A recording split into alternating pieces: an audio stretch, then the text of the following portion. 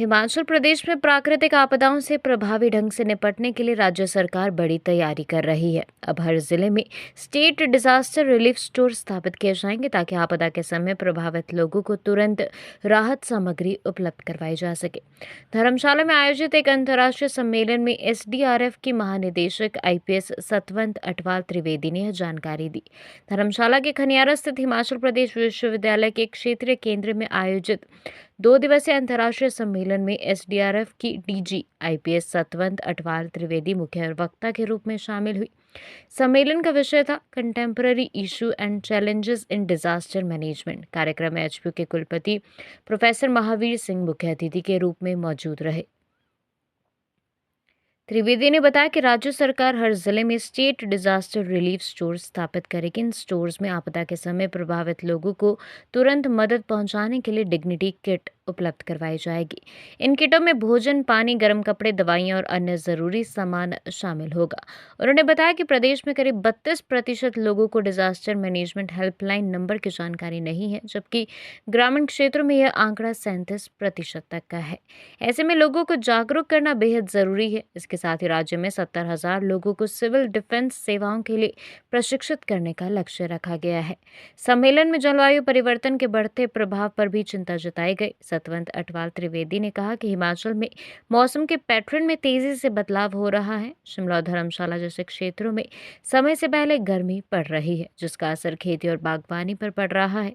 वहीं बादल फटने जैसी घटनाएं भी बढ़ती जा रही है। वहीं एचपी के कुलपति प्रोफेसर महावीर सिंह ने कहा कि हिमालयी क्षेत्रों में बर्फबारी कम हो रही है और ग्लेशियर तेजी से पिघल रहे हैं, जो गंभीर चिंता का विषय है। उन्होंने बताया कि विश्वविद्यालय में डिजास्टर मैनेजमेंट को मजबूत करने के लिए 5 नए सेंटर स्थापित किए गए हैं, जिनमें ग्रीन एनर्जी, साइबर और इंडियन नॉलेज सिस्टम जैसे विषय शामिल है। कुलपति ने कहा कि आर्टिफिशियल इंटेलिजेंस का उपयोग डेटा के आधार पर यह आपदा प्रबंधन में अहम भूमिका निभा सकता है। साथ ही छात्रों को मोबाइल की लत से दूर रहकर स्वस्थ जीवन शैली अपनाने की भी सलाह दी। विशेषज्ञों का मानना है कि जलवायु परिवर्तन और बढ़ती प्राकृतिक आपदाओं को देखते हुए ऐसे कदम भविष्य में बड़े नुकसान को कम करने में मददगार साबित हो सकते हैं। Before I begin this serious talk, let me just assure you that you're in very safe hands as far as disaster management goes in Himachal. Not only the 4 verticals of my organization have been declared as first responders in disaster, but last week, for the second consecutive time, we have lifted the national championship trophy in SDRF competition, which is a very, very difficult competition, a national competition.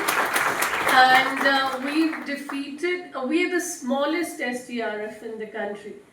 And there are a hugely professional, I would say we are most professional now because we champions for 2 times. There are big teams like UP, Andhra Pradesh, Orissa, and Telangana, etc., who had marked Himachal last year because they thought we were the underdogs who won. But then we proved it this year that we are consistent also. So, having said that, I just want to begin with something that all of you know, but probably we don't pay attention to. Last 1 week, when the Vice President was here, everybody was complaining that Dharamsala is too hot. Same was the case in Simla. I have grown up in Simla, I've lived in Simla most of my life, and I have never seen the temperatures go to 25 the way it went last week. And then come yesterday, all of a sudden you get this sharp change in temperature. So this is not what was consistent. What is happening now is that everything that is related to the climate has gone topsy-turvy because probably we're not ready to change. When I talk to my help at home, ma'am इस साल तो सारी गेहूं की फसल बर्बाद हो गई, ना बारिश ठीक से पड़ रही है, ना मक्की की फसल ठीक से हो रही है, ना सब्जी ठीक से लग रही है.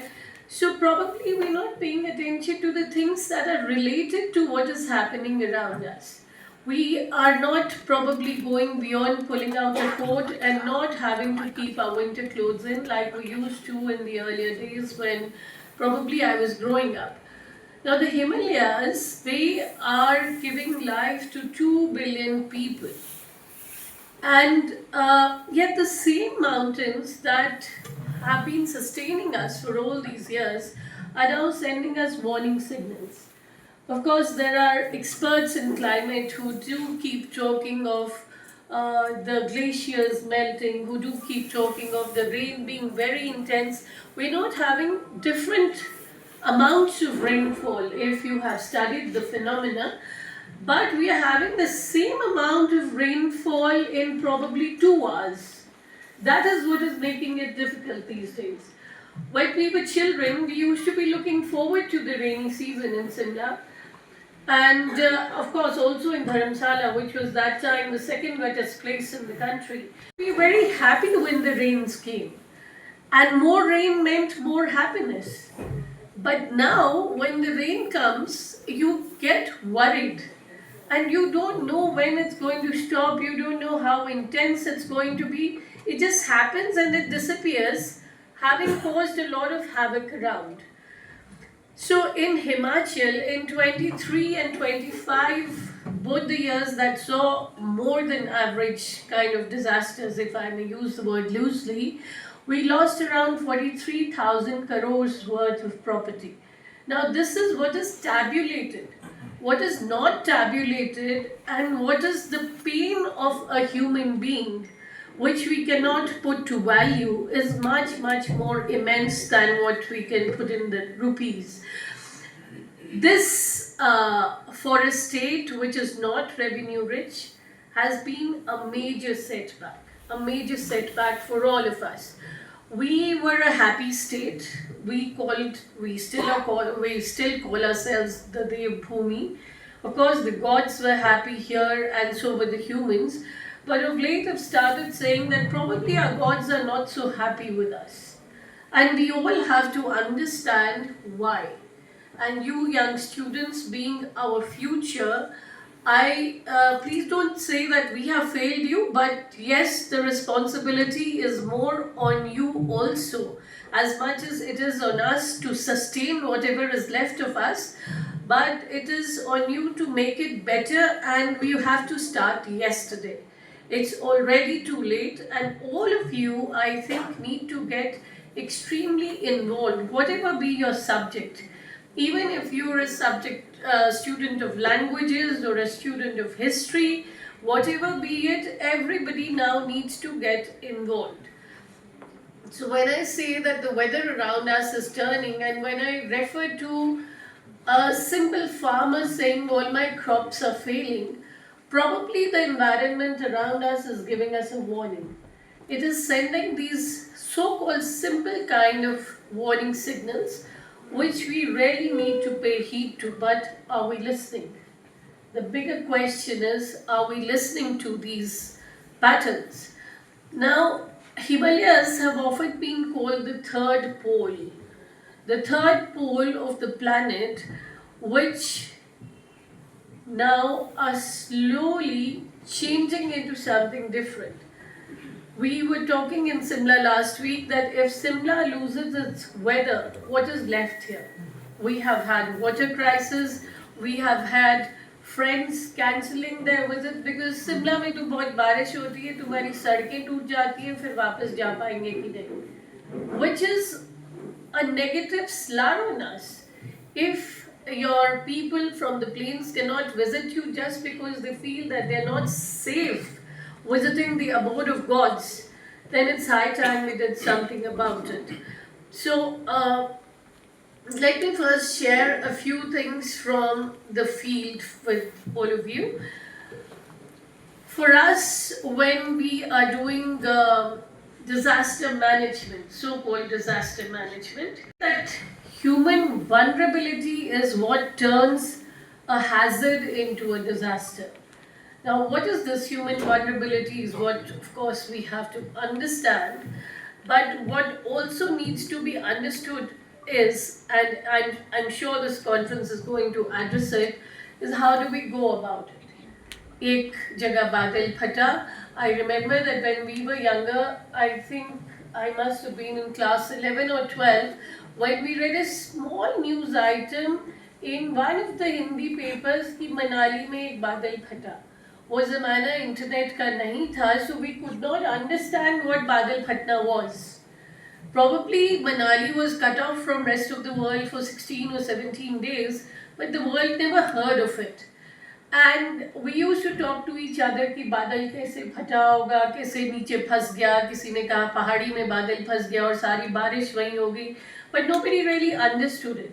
और आज शायद बादल फटना इतना कॉमन फिनोमिना हो गया कि अब हम उसके बारे में bothered भी नहीं है. But then is our so-called awareness also leading to some sort of insensitivity? Are we not supposed to think about it and take some remedial measures? आपको मैं याद दिलाऊं, अगर पिछली बार जब बारिश हुई थुनाग में, probably that was the worst hit area. We were there for 52 days. Probably these photos on your souvenir, one of them is from Thunag. I think we are already a part of your whole program because those are my boys on your front page. So 52 continuous days we were there. Roads were blocked. Communication network had collapsed. And then what do you do? These are the people who went there on foot because there were no roads. There was no electricity. There is no communication. And then they have a boss like me sitting somewhere in Simla who wants a report every hour. So one of the boys had the courage to tell me, ma'am आपसे बात करने के लिए हमें पहाड़ी पे ऊपर चढ़ना पड़ता है because satellite phones भी fail कर गए हैं. So you imagine this situation where people had lost almost everything and there were these rescuers who reached there first on foot and they had no communication with the rest of the world. So what were the lessons we learned there? First thing was, people look towards you as a symbol of the government and then they want everything to be set right. There you have to understand that the disaster preparedness had probably collapsed, maybe, or we were just not prepared for that kind of disaster कि सारा का सारा सब कुछ बह जाएगा. What was missing there was dry clothes, medicines, food, because everything had gone away. So these rescuers who reached there, what are they supposed to do? They are supposed to carry some equipment on their back, which is probably the equipment meant for paving way, cutting buildings, pulling out people. But people also expect food and water. I will simultaneously be talking of the remedial measures and the learnings we took. So now we are setting up SDRRs, the State Disaster Relief Stores. These stores will be set up in every district on the lines of NDRF, and the government has, very grateful we are for that, has given us the funds needed. So every person who is moving towards a disaster situation will be moving with a disaster relief basket, जिसको हम लोग एक dignity kit के नाम से जानेंगे. Is dignity kit means, especially for women, there are lots of women sitting here, there are things that you need like sanitary pads, etc., which becomes an issue when, you know, the relief givers are all men. So why I am underlining this, some of you might be awkward hearing this, but no woman would want to ask 20 men for that. So later on I would be talking of the need for women in disaster relief management. That's how you bring about a policy change. When I talk of this on policy tables, people sometimes feel embarrassed, but sometimes the women in the room also feel grateful and say, yes ma'am, you're old enough to say that, grey hair helps. So, you know, you can say that with ease, but a youngster will not be able to say it. So, what we are going to do now, we are going to move with these dignity buckets wherever we go, and balti bhi chahiye aapko kyunki aapko pani ikatha karna hai. We're putting in some medicines, some dry clothes, some dignity essentials in that bucket, and we will be handing those over. But that is a simple lesson we learned there. Now, in such a situation, when we talk of what is happening there, you know, you might be living in a very closeted world where your vehicles are moving. आजकल थोड़ा सा हम लोग शायद petrol की कमी की बात करते हैं, but youngsters like you probably, though you have not seen a normal season since, as one of my friends who's an expert says, 96 onwards we've not had normal rainfall. But what is happening is that in this situation, human courage, compassion, and the fundamental responsibility to protect life is not just that of disaster managers. That responsibility belongs to everybody. And for that, the spirit of service and resilience, which is a part of the Himalayan culture, has to be made more skilled. We probably all are compassionate. We are God fearing people and we all want to help. In a situation like this, I remember university के नीचे sir आपको याद होगा जब शिव पावड़ी में मंदिर में पानी आ गया था. Many of you probably know the area very well. What happened there was, I think we were one of the first ones to reach. What I saw there, it's a classic case. Almost everybody wants to do the same thing. And why we cordon off the areas is probably because you have the compassion in your heart, you have the courage, but you do not have the skill. So we need to do a professional job. So I had to request some familiar faces since I'm from the university, they were known faces. So what I told them was, please आप पीछे होके मेरे लोग जो field में हैं उनको चाय ले आइए तो बहुत अच्छा रहेगा. And they felt a little disappointed. But then I had to tell them that look, they haven't had breakfast. They're in the fields in 7:30 in the morning, so tea and biscuits would be welcome. So I'm very happy to say that almost everybody got us a lot of tea and biscuits and fruits. That is the Indian way of working. But then some of them said, "Madam, हम भी जाके bodies की आप नहीं करेंगे, आप पहले सीखिए." So for that, now the government instructions are that 1% of the population of every state is going to be trained in civil defense. For the first year, our target was 17,000. We've already trained 15,000 plus, and by the end of this month, it is March to March targets, we would be doing the 17,000 target. Now, I wonder how many of you who have reported for this conference have enrolled for our civil defense program. Any show of hands? कोई आप में से? राजेश, आपके civil defence में, ये मेरे local commandant हैं, regularly programmes run करते हैं. So any of you who have volunteered? No? आपदा मित्र? मैंने मैम एनडीआरएफ का कैंप लगाया था एक बठिंडा में, लेकिन उसका फिर किया नहीं. अच्छा, चलिए, एक you are partially skilled, I am sure.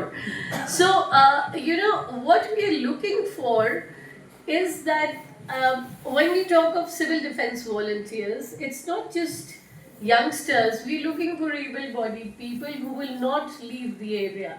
So my target is not students all the time, because अब पढ़ के आगे निकल जाएंगे, कहीं और जगह भी जाएंगे और शायद जॉब करने हिमाचल से बाहर भी चले जाएं. So I look for young entrepreneurs, ex-servicemen, retired government officials, teachers, revenue officials, or I would say women in my age group, because we are able-bodied thanks to change in our medical situation. We are fit people and our children have grown up, so we have all the time. Even if we are not working, we have all the time. So we are targeting Mahila Mandals also, so that women can come forward, because I'll come to the role of women a little later. The women essentially need to be a part of disaster management, and I'm happy to see a lot of girls here. I don't know whether girls are always academically more oriented than boys. That is why they're here. बहुत सारे reasons है, बहुत सारे reasons है. आप देख रहे हैं ग्लोबली क्या हो रहा है, मतलब किस तरीके से जो है ईरान, यूएसए, इजराइल, वहां भी डिजास्टर हो रहा है. एनवायरमेंट का डिजास्टर है। जब मैं शिमला से अपने गांव नेटिव प्लेस के लिए जाता हूं, जब मैं नारकंडा क्रॉस करता हूं, my village is in the vicinity of Narkanda. एक वक्त था जब 8-8 फुट की बर्फ होती थी मैम, बस जो है बर्फ के बीच चलती थी तो बस ढक जाए। आज वहां एक भी बिल्कुल इंचों में बर्फ है। ये कुछ इशारा कर रही है। जब मैं धर्मशाला आता हूं, धौलाधार की रेंज में जिस तरीके से आइस होती थी, जो ग्लेशियर्स होते थे, आज वो ग्लेशियर पिघल रहे हैं, समय से पहले पिघल रहे हैं। मेरे डीआरडीओ के साथियों के साथ मेरे बहुत फ्रेंड्स है, नासा का जब वो डाटा शेयर करते हैं, जिस तरीके से ग्लेशियर ग्लोबल वार्मिंग की तरह पिघल रहे हैं, ये कुछ इशारा कर रहे हैं। मैंने पहले भी कहा था, मुझे कई बार बहुत अपने आप में असहज महसूस होता है कि क्यों ये चीजें हो रही है। शायद मैम ने जिस तरीके से कहा, अभी तो डिजास्टर आएगा, हमें प्रिपेयर रहना पड़ेगा। जिस तरीके से मौसम इंडिकेट कर रहा है, ये अनयूजुअल है, यूजुअल नहीं है। कभी मार्च महीने में शिमला में इतनी गर्मी नहीं देखी गई, फरवरी महीने में इतनी गर्मी नहीं देखी गई। बाई चांस एक दिन के लिए बर्फ पड़ी है, वो भी तुक्के में पड़ी है। सुबह धूप लगी थी, वो कैसे पड़ गई गॉड नोस। अभी भी ठीक नहीं है एनवायरमेंट। अब कभी भी होगा तो अब नॉर्मल होगा, बारिश आएगी तो अनयूजुअल आएगी, ये इशारा कर रही है। तो इसलिए disaster is very very important. मैंने जब विश्वविद्यालय में से वाइस चांसलर का कार्यभार संभाला, मैंने इसी दिशा में 5 सेंटर खोले गए थे, जिसमें कि डिजास्टर एक बहुत इंपॉर्टेंट एरिया।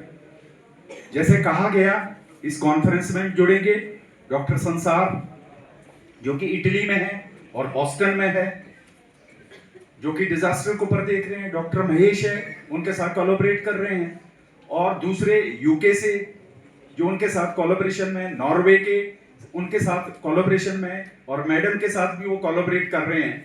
और साथ ही साथ चाहे स्टेट का डिजास्टर है, चाहे सेंटर के डिजास्टर के साथ भी हम बड़े क्लोजली वर्क कर रहे हैं। और एआई का यूज हो रहा है। जैसे मैंने कहा, एआई का यूज आज की डेट में करना पड़ेगा, क्योंकि एआई का मूल आधार है डाटा। जितना ज्यादा डाटा होगा उतना हम इक्विप्ड होंगे, डिजास्टर को हैंडल कर सकेंगे। अर्ली वार्निंग सिस्टम के लिए हम अपने आप को तैयार करेंगे कि कहां कहां ये डिजास्टर आ सकता है। उसके लिए जरूरी होगा एआई का यूज करना, जिसमें कि हम काम कर रहे हैं। हम पर्टिकुलर डिस्ट्रिक्ट में वर्क कर रहे हैं ताकि हमारे पास ज्यादा से ज्यादा डाटा आ सके एआई का यूज करके। वो चाहे क्लाउड ब्रस्ट एरिया कहां कहां आ सकते हैं, या लैंडस्लाइड कहां कहां आ सकते हैं, उसके लिए हम वर्क कर रहे हैं। उसमें चाहे सिविल इंजीनियरिंग है, चाहे जियोलॉजी है, चाहे जियोग्राफी है, चाहे साइकोलॉजी है, चाहे मैनेजमेंट है, चाहे साइंस है, चाहे इंजीनियरिंग है, सब उसमें जुड़े हुए हैं। और एक चीज याद रखना, अगर हम सब जितने इस सभागार में मौजूद है, मीडिया के हमारे साथी भी है, एक चीज याद रखना, अगर हम कलेक्टिवली किसी काम को करते हैं, और मैं ये कहना चाहता हूं, जब भी ये जो मैंने 5 सेंटर की बात कही, मुझे नहीं पता होता, विश्वविद्यालय में बहुत सारे सेमिनार चलते रहते मैम, लेकिन जब डिजास्टर का मैंने कहा कि कीनोट स्पीकर कौन होगा, क्योंकि मेरी एक व्यक्तिगत रहती है। मैंने यूनिवर्सिटी में भी देखा, मेरे साथी यहाँ है, हरिमोहन है, प्रदीप है, शशि जी है, दिमान साहब है, मैंने व्यक्तिगत तौर पर भी कहा है कि कॉन्फ्रेंस की तरह दिखनी चाहिए। ये खाना पूर्ति नहीं होनी चाहिए, इसमें दिखना चाहिए, कुछ न कुछ डेलिब्रेशन डिस्कशन होने चाहिए। तो मैंने व्यक्तिगत तौर पर, हमने काफी डिस्कशन किया, काफी डिस्कशन के बाद हमने मैडम का नाम फाइनल किया, क्योंकि वो इनके पास पूरा डेप्थ है कि स्टेट में कहां कहां डिजास्टर की सिचुएशन है। आई थिंक अब आज मुझे लग रहा है कि हमने सही डिसीजन किया था। जिस तरीके से आपने यहाँ पर जो है कीनोट का जो एक रोल होता है, वो मतलब खाना पूर्ति नहीं हुई एक की रोल का, और वो लग रहा था जिस तरीके से हमारे स्टूडेंट। और दूसरा दिमान साहब ने कहा, याद रखना बच्चों, मेरे लिए जैसे विश्वविद्यालय शिमला है, ये भी मेरा वैसा ही है। ये तीसरा राउंड है और मैं आता रहूंगा। और वो जहां यहां जितने भी इश्यूज है, मैं अभी फील कर रहा था कि यहाँ हॉल बड़ा होना चाहिए, ऑडिटोरियम होना चाहिए, ये कम है समय बाहर से। मैं व्यक्तिगत तौर पर इसको फील कर रहा हूं और मैं अपने साथियों से भी चाहूंगा इस दिशा में हमें जल्दी काम करना पड़ेगा। डायरेक्टर साहब आप आइए शिमला, मैं डेफिनेटली इसके ऊपर काम करेंगे। एटलीस्ट कुछ ना कुछ तो यहाँ पर इस तरह का ऑडिटोरियम या हॉल हमें बड़ा बनाना पड़ेगा ताकि ऐसे एकेडमिक हम कर सकें। तो एक तो डिजास्टर का, जैसे मैंने कहा कि चाहे ग्लोबल वार्मिंग है, चाहे मैन मेड प्रॉब्लम्स है, चाहे और सारे इश्यूज है, इसका एक सॉल्यूशन और भी है जो कि अब आने वाले समय में हमें यूज करना पड़ेगा। 5 सेंटर मैंने रखे हैं विश्वविद्यालय में, एक डिजास्टर है, दूसरा ग्रीन एनर्जी है और आपस में जुड़े हुए हैं, क्योंकि जब मैं ग्रीन एनर्जी कह रहा हूं तो वो डिजास्टर के साथ लिंक्ड है। जब हम ग्रीन एनर्जी की बात करेंगे तो डिजास्टर में कमी आएगी, क्योंकि इको फ्रेंडली होगा, वो बायोकम्पैटिबल होगा, बायोडिग्रेडेबल होगा। आज की डेट में नहीं है जो एनर्जी के सोर्सेज है। तीसरा साइबर, क्योंकि जब मैं साइबर की बात कर रहा हूं, एआई की बात कर रहा हूं, डेटा की बात कर रहा हूं, वो भी इसके साथ लिंक्ड है। चौथा, दिमान साहब ने थोड़ा इशारा किया या डीपी वर्मा जी ने भी किया, इंडियन नॉलेज सिस्टम। हमारी हिमाचलियत क्या है वो हमें प्रिजर्व रखनी है। जैसे मैम ने कहा कि गांव में किस शिद्दत के साथ जब ये फील्ड में जाते हैं तो गांव के लोग किस ऑनेस्टी के साथ वो कहीं ना कहीं हमें प्रिजर्व रखनी है। और जो 5वां है इंडियन नॉलेज सिस्टम, उसको भी हमने कैसे इंडियन नॉलेज सिस्टम को स्ट्रेंथन करना है, और ये आपस में जुड़े हुए 5 सेंटर। और सबसे बड़ी बात, ये किसी इंडिविजुअल डिपार्टमेंट के नहीं है, ये सबके हैं, ये सबके हैं सेंटर।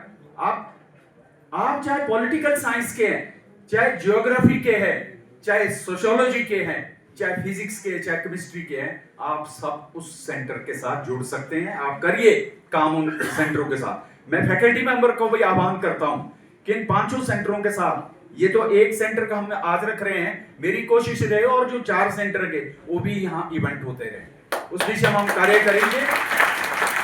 राणा साहब भी है हमारे, इनके साथ हमें काफी समय बताया, लेकिन अब ये शिमला नहीं आते हैं। लेकिन मैं ये कहना चाहता हूं, ये म्यूजिक के बड़े शौकीन हैं, तो हमने सबसे बड़ी बात जो अलग लगेगी, हमने मैम ग्रीन एनर्जी के साथ म्यूजिक डिपार्टमेंट भी जोड़ा है। मतलब ग्रीन एनर्जी का क्या म्यूजिक होगा,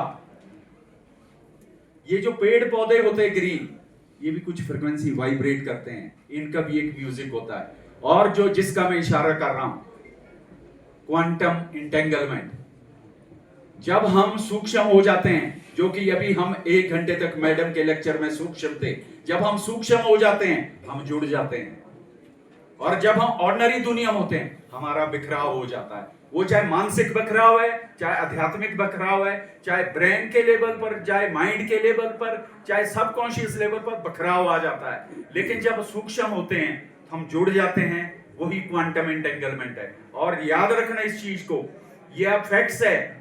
मैं बार बार कहता हूं कि जितने 3-4 सालों से जो नोबेल प्राइज मिल रहे हैं, चाहे वो मेडिसिन में मिल रहे हैं, चाहे फिजिक्स में मिल रहे हैं, चाहे केमिस्ट्री में मिल रहे हैं, वो कुछ इशारा कर रहे हैं क्वांटम की तरफ। दुनिया बदल रही है, हम सबको इसके लिए तैयार होना पड़ेगा। चाहे वो डिजास्टर है, चाहे किसी भी काइंड का चैलेंजेस है, एनर्जी का चैलेंज है, उसके लिए हमें तैयार रहना पड़ेगा। क्वांटम के आने से, एआई के आने से हमारी चुनौती आने वाली है, बहुत सारी चुनौती आएगी, हमें इसके लिए बच्चों तैयार रहना पड़ेगा। और याद रखना इस चीज को, इस बदलते परिवेश में, इस क्वांटम की दुनिया में आप कुछ भी क्रिएट कर सकते हैं, कुछ भी क्रिएट कर सकते हैं आप। अब वो वक्त चला गया कि जब फिजिक्स का विद्यार्थी सिर्फ फिजिक्स तो एआई ने सारी ढूंढ ली है। आप फिजिक्स का मजा तब ले सकेंगे जब आप फिजिक्स को डिजास्टर से जोड़ेंगे, जब आप फिजिक्स को एनर्जी से जोड़ेंगे, जब आप फिजिक्स को लीगल साइड से जोड़ेंगे, जब आप फिजिक्स को मैनेजमेंट से जोड़ेंगे, तब आप उस फिजिक्स का एंजॉय कर सकते हैं। आपके लिए मेरा यही मैसेज है, अपने सब्जेक्ट को इंटीग्रेट करिए, कोलैबोरेट करिए, कोलैबोरेशंस कराइए। जितने आप कोलैबोरेट करोगे, आपका डेटा बढ़ेगा, आपका साइटेशन बढ़ेगी, पब्लिकेशन बढ़ेगी, अच्छे जर्नल में आपके शोध पत्र छपेंगे। ये तभी छपेंगे जब आप कोलैबोरेटिव होंगे। नहीं कर सकता आज की डेट में, कईयों में ये इशू भी आ जाता, मैं तो अकेला रहूंगा, वो अकेला ही रह जाता है। याद रखने इस चीज को।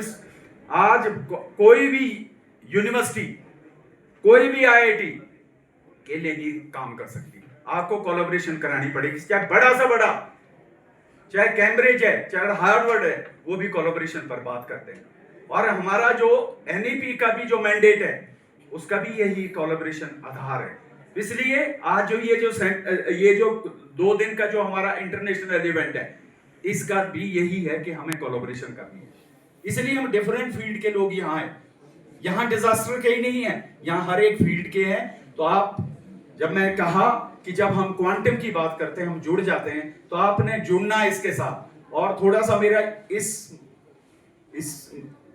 मंच के माध्यम से, ये जो मोबाइल है, क्योंकि मैं पिछले 25 सालों से फिजिक्स को कम्युनिकेशन में यूज करता हूं, चाहे वो ड्रोन का एरिया है, मैंने आईबी, चाहे इंडिया का चाहे आईबी के स्टेट के साथ काफी हमने ड्रोन के ऊपर वर्क किया है। जो अंकल जी है आईपीएस ऑल्सो, जो कि इसका देखते हैं कम्युनिकेशन आईबी के। तो ये जो मोबाइल है, इसका यूज आप लिमिटेड करिए, इसके एडिक्शन ना करें बच्चों। थोड़ा इन्वायरमेंट में घूमा करें, नेचर से बातें किया करें। हम जब छोटे थे तो गांव में खेला करते थे, एक वाइब्रेशंस होती थी अंदर, इसीलिए हम शायद आज अपने आप को हेल्दी महसूस करते हैं। अपनी हेल्थ को अगर आपने ठीक रखना है, ये भी डिजास्टर का एक पार्ट होना चाहिए। अगर आपने हेल्दी रहना है तो आप इन्वायरमेंट में थोड़ा घूमा फिरा करें। और आप ऐसा ना करें कि कॉलेज या यूनिवर्सिटी से आके सीधा आप कमरे में बंद हो जाते हैं, खाना खाते हुए भी आप मोबाइल देख रहे हैं, पढ़ते हुए मोबाइल देख रहे हैं। ना करें ऐसा। जब आप खाना खाएं तो खाना ही खाएं। ये इसलिए क्योंकि साइंटिफिकली प्रूवन है, ना तो वो खाना आपकी बॉडी को लगेगा, और देखते देखते आप या तो एक्साइट हो रहे हैं या फ्रस्ट्रेट हो रहे हैं। उस फ्रस्ट्रेशन में आप अगर 2 चपातियां खानी होगी, आप 5-6 लपेट लोगे। कारण क्या है? क्योंकि आप फोकस नहीं हैं, आप फोकस नहीं हैं, आप बटे हुए हैं। इसलिए मैंने कहा जो क्वांटम में आप एक ऐसी स्थिति आएगी, याद रखने इसको, प्रैक्टिकली मैंने ये देखा है सूक्ष्म, क्योंकि मैं नैनो तो मेरा फील्ड है। जब मैं सूक्ष्म दुनिया को देखता हूं हाई एंड ट्रेवलिंग माइक्रोस्कोप से, याद रखने इसका एग्जांपल बच्चों, जब आप खाना खाएं उस बीच आप और खाना ही होना चाहिए। और एक ऐसी स्थिति आएगी, हम फिजिक्स में थे ड्युअलिटी, द्वैत जिसको कहते हैं हमारे अध्यात्म में, एक ऐसी स्थिति आएगी कि आप और खाने में ना आप रहेंगे ना खाना रहेगा। ऐसी स्थिति आती है, उसको क्या कहते हैं? मैं उसको कहते हैं एक ओंकार सतनाम कर्ता पूर्ण। ये वो एक ओंकार आज के क्वांटम क्या कह रहा है? जब हम सूक्ष्म हो जाते हैं, क्वांटम क्या कहता है? हम स्पेस और टाइम से परे हो जाते हैं। मतलब स्पेस और टाइम का मतलब क्या है? एक इलेक्ट्रॉन यहां धर्मशाला है, सूक्ष्म पार्टिकल देखा किसी ने नहीं, इलेक्ट्रॉन लाइट दिख रही है, एक धर्मशाला है, दूसरा इलेक्ट्रॉन यहां से 7 समुद्र पार है। मैं उस इलेक्ट्रॉन को जो भी कर रहा हूं उसको पता लग रहा है उसी टाइम। तो ये इंफॉर्मेशन ट्रेवल नहीं कर रही है, कैसे की? इसका मतलब जब आप छोटे हो जाते हैं, सूक्ष्म हो जाते हैं, ये स्पेस और टाइम से आगे हो जाते हैं। स्पेस टाइम नहीं कुछ कर सकता। स्पेस और टाइम तब तक है जब तक आप मन और बुद्धि में हैं। जब आप मन और बुद्धि से परे चले जाते हैं, वो क्या है? दैट इज कॉन्शियसनेस, जिसको आत्मा कहते हैं, जिसको ओंकार कहते हैं, जो कि नानक और कबीर कहा करते थे वाणी में। कबीर क्या कहते थे? जब वो देखते तो स्टेट को, उस परम स्टेट को, जो कि आज क्वांटम भी वो स्टेट है, जो सुपरपोजिशन की स्टेट है, कबीर कहा करते थे ना करने की क्षमता नहीं है, हाँ नहीं करना। वो इतना ब्लेस्ड हो जाता है, हाँ और ना के बीच जो रम रहा है, उसी की बात कबीर करते थे। आज क्वांटम भी क्या कहते हैं? क्लासिकल कंप्यूटर सिर्फ 0 और 1 की बात करता है, यस और नो की बात करता है क्लासिकल कंप्यूटर। आपने बच्चों पढ़ा होगा बाइनरी। क्वांटम कंप्यूटर कहता है 0 और 1 क्यों? Why not 0.1? Why not 0.2? Why not 0.11? 0 और 1 के बीच कितने नंबर आएंगे? इनफाइनाइट, अनगिनत। तो क्वांटम की क्षमता अनगिनत है, मन और बुद्धि से परे है। वो कॉन्शियस लेवल की रिसर्च है जो कि अवेलेबल है। Quantum computing is available now.